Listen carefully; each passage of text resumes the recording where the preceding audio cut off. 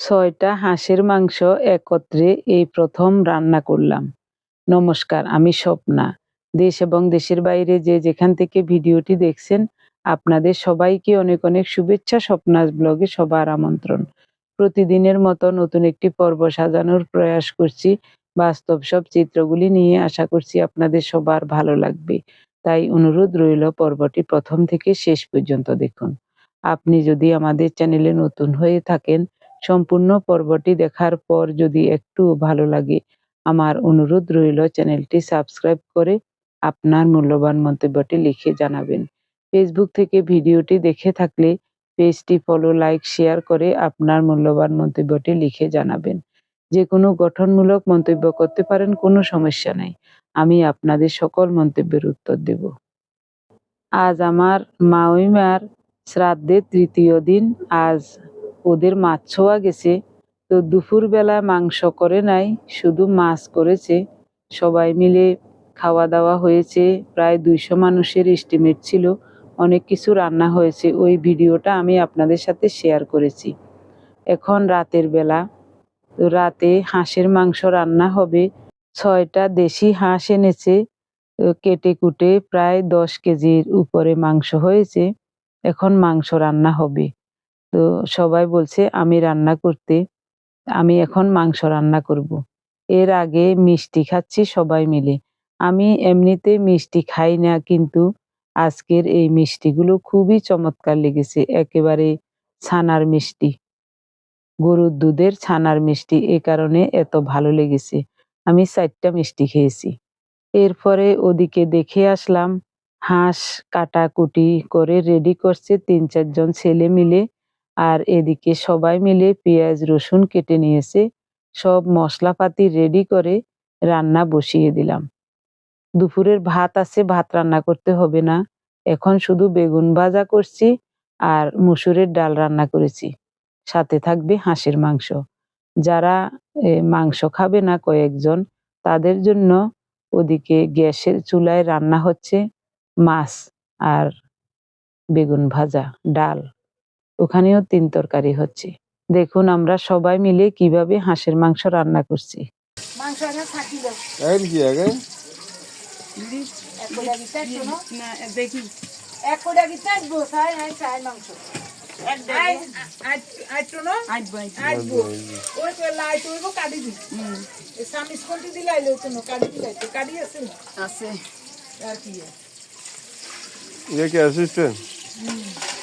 Helper helper কত কষ্ট করি এইগুলি হয়ে গেছে হয়ে গেছে হয়ে গেছে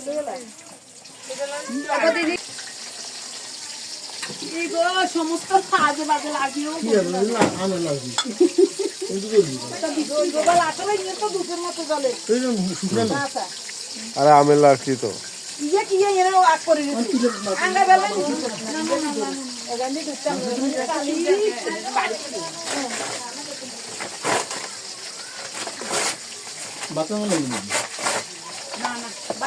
পরোটা আনেন না বলে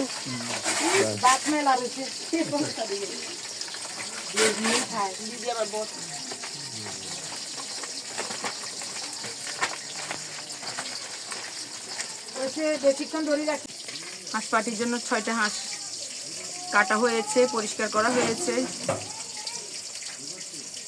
এটা ঘুরে দেখানোর জন্য, নাহলে তো অন্ধকার। দেন এবারে দিন লবণ মরিচ। প্রথমে কি দিতাম? পেঁয়াজ দিই, পেঁয়াজ লবণ দিন। লবণ দিলে জল বাড়ে যাবে, তো না বুঝবেন আপনি আন্দাজ করে। না মই মশলা দেখবেন দিতে আপনি দেন দেন পেঁয়াজ একটু হওয়াই নিলে রাখুন নিবি দেন ওইনা দিন। জয় বেগুন হয়ে নিলে রাখি দিন।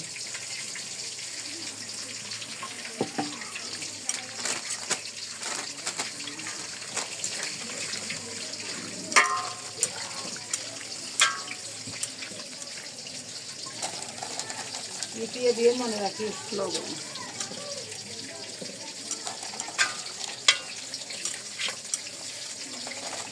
এত মাখি চাঙ্গা রাখ দিনে দিনে রসুন রসুন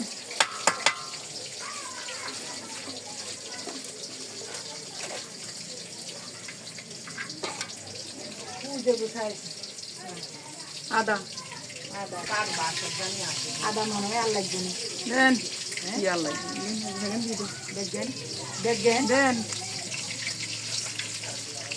কষানি কষানিতে শুধু ইয়ে দিবেন দেন ওই এতটা হাঁসের মশলা আনছি হাঁসের মশলাগুলো দেখছেন দেখছি এবার কি আরে শুধু জিরার গুঁড়ি জিরার গুঁড়ি হ্যাঁ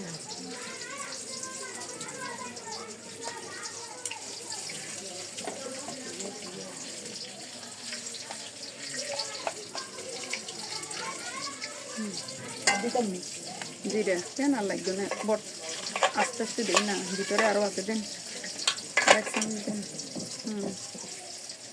হয়েছে ইয়া তো লাগবে আরো আর হ্যাঁ দেন এগুলি দিয়ে দেন খাইতে দোকানদার এগুলো সব দিয়ে দেন ও বাদ দিতে গেছে বুঝলি কখন না শিল্পী বাদ দিতে পারে কি গো লাউ হারা মনে কর আমাকে মাসি গেলে কিছু হারানোর দরকার ইয়ের মমতা হচ্ছে আমি আগে বেশি হলুদ লাগবে আরো হলুদ লাগবে আরো মরিচের মুখ জাল কি এমন তো কইতে পারতাম না মরিচের গুঁড়ি জাল আছে মোটামুটি মোটামুটি না আছে ইয়া এমন কি মশলা টান আগে সাই চিনটি দিন জিরা তো দিছি হ্যাঁ জিরা শাহি জিরা কালো ও, জিরা দিয়ে দেই কিন্তু না অল্প দিব। দারচিনি এলাচি বলের এলাচ তেজপাতা জাফরং জয়ত্রী দেন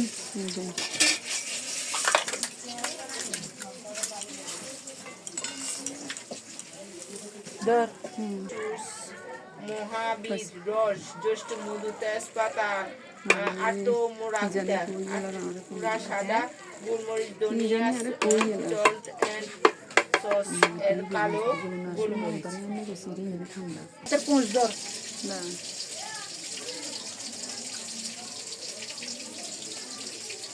অনেক অনেক অনেক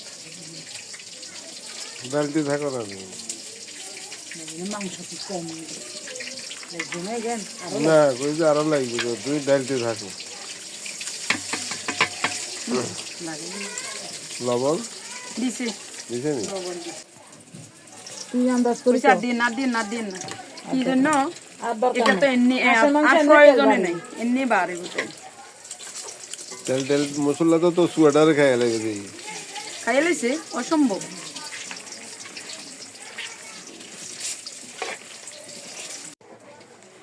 ওই হুনা দিদি রসুন দিবার কথা মনে নাই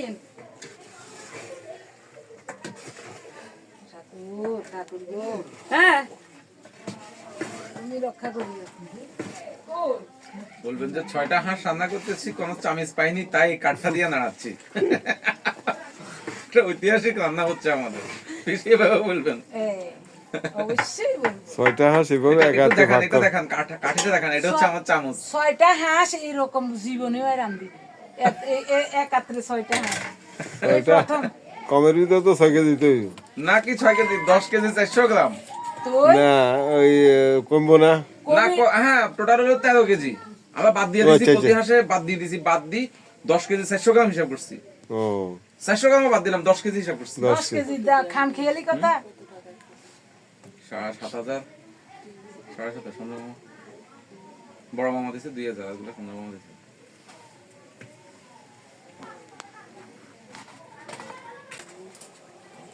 কি গো কাম হইছে নি এত সকালে এটা হাঁসের মাংস আঙ্গো দাদারে উঠান না হ্যাঁ ওদের কই ওই আসছে আনা লোক ঘুমটা হলো তার রাজু ভাই যে বলে আজ যাইবো কইও খাইবো ঢাকাটা 10টা তো বাজি যান বাজি গেছে মনে হয় তল আসবে না লাগবে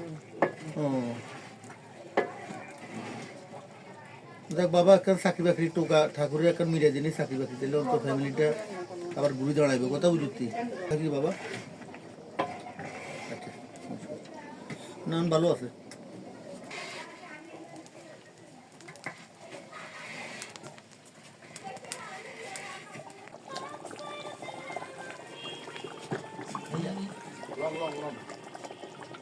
নে এ রাজা হ্যালো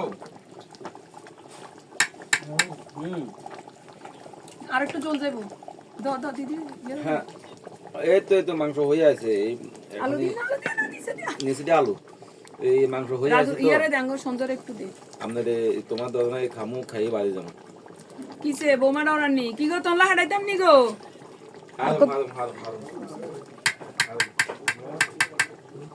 দে উল্টা উল্টা কাটি দে হারে না অনেক উল্টা খাইতে এনে দাও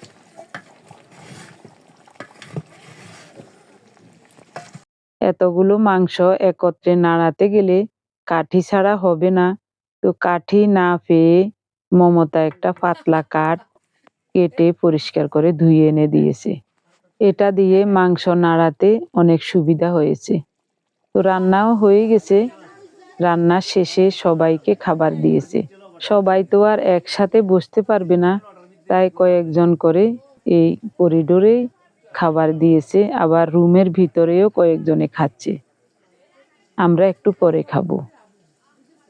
বাড়িতে যত অতিথি আছে সবাইকে নিমন্ত্রণ করা হয়েছে। আর ঘরে আমরা যা আছি সবাই তো আছি। পাশের ঘরে ওর মমতার কাকা শ্বশুরদের ঘরে সবাইকেও নিমন্ত্রণ করা হয়েছে। সবাই মিলে একসাথে খাওয়া দাওয়া হচ্ছে। এদিকে যারা মাংস খায় না তাদের জন্য রান্না হচ্ছে মসুরের ডাল, বেগুন ভাজা, মাছের পাতুরি আর গরম গরম ভাত। শীতের রাতে এটুকু হলেই যথেষ্ট। খুব ঠান্ডা পড়ছে। এখন রাত মনে হয় 11টা কি 10:30 কি 11টা বাজে। তাড়াতাড়ি রান্না হয়ে গেল। ওরা দুই যা, কেউ ভাত দিচ্ছে, কেউ বেগুন ভাজা, ডাল, কেউ মাংস দিচ্ছে। সবাই বলছে মাংসটা খুবই চমৎকার হয়েছে। যারা যারা স্বাদ দেখেছে সবাই বলেছে। ওরা হাঁসের মাংস রান্নার জন্য একটা মশলা এনেছে বাজার থেকে, অনেকটাই এনেছে, তো আমি অল্প একটু মশলা দিয়েছি। ওই মশলাটা দেওয়ার কারণে অন্য ধরনের একটা ঘ্রাণ হয়েছে। ওই মশলা আমরা আসলে খাই না, ওটার নাম হলো ফোঁড়া। ওই ফোঁড়া মশলাটা আমরা কিন্তু খাই না। ওই মশলাটা দেওয়ার কারণে সবাই বলছে কিরকম একটা গন্ধ বা ঘ্রাণ লাগছে, তবে খারাপ হয় নাই, ভালোই হয়েছে। ওই মশলাটা যেটার নাম বলছি ফোঁড়া আঞ্চলিক ভাষায়, ওই মশলাটা দেখতে বাতাবি লেবুর বিচির মতো, চ্যাপ্টা চ্যাপ্টা টাইপের, ওই ধরনের একটা মশলা। সবার খাওয়া দাওয়া শেষ। এখন সকালবেলা আমরা চলে যাচ্ছি। বলি একবার ঢাকা গেলাম না কি ভালো লাগবে দেখবেন। ও মামা মামা ও মামা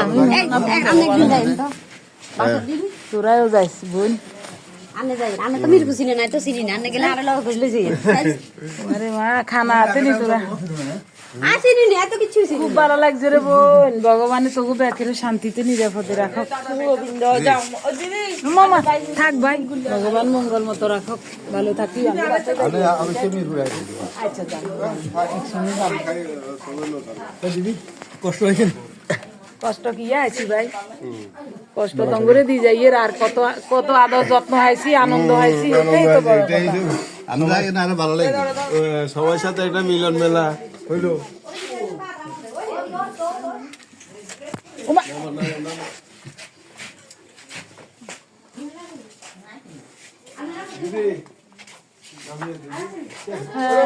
ঠাকুরের কানে নিরাপদে রাখো সবাই।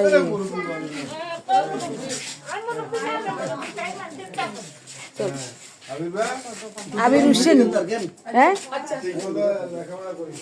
যাই রে মা, মারে আমরাও ডাকা থাকি বুঝতি। বাবারে কই, বাবার লগে একবার যাই সাঙ্গু বাড়িতে বাসায়। থাক, নমস্কার করা লাগতো না ওডি। বাপ এসে আর এক কারে বেকা। পড়ালেখা ভালো মতো করিও বুঝছো নি, বেগুনে ভালো মতো পড়ালেখা করি মানুষের মতো মানুষ হয়ে যাবে।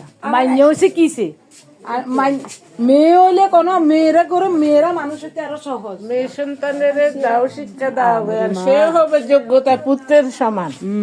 তুই কি যাওয়ার বেলায় মোবাইলটা আমার হাতে ভিডিও অন করা ছিল, ভিডিও করতে আসলে মনেই ছিল না। তো এখন দেখছি ওই ভিডিওটা খুবই সুন্দর লাগছে, যদিও এলোমেলো হয়েছে কিন্তু কথাবার্তাগুলি খুব ভালো লাগছে, তাই রেখে দিলাম। সবাই ভালো থাকুন, সুস্থ থাকুন, দেখা হবে আগামী পর্বে। ধন্যবাদ সবাইকে।